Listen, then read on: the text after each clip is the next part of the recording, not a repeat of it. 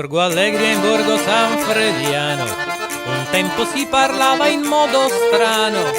Per dire babbo si diceva Tofai, per dire mamma si diceva Tomai. a modo loro si esprimevan tutti, coi fatti, coi proverbi e anche coi detti. Però non si seguiva il galateo, e se gli andava E si mandavan di Trejo. di tante arguzie e modi di dire. Se ci ascoltate vi vogliamo riferire. Chi delle donne non conosce l'uso, prima gli allunga le gambe e poi gli affili il muso. È stato il vento che ha buttato giù la canna, bambino fa la nanna che il babbo vuol dormire.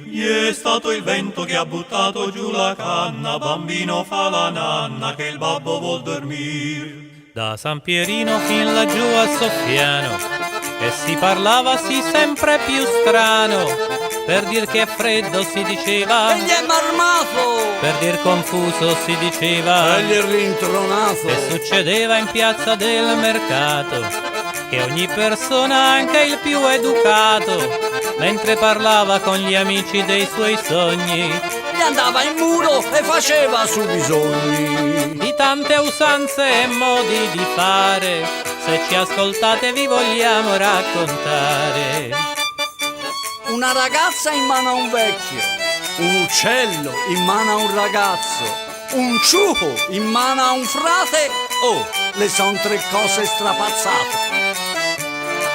È stato il vento che ha buttato giù la canna, bambino fa la nanna che il babbo vuol dormire.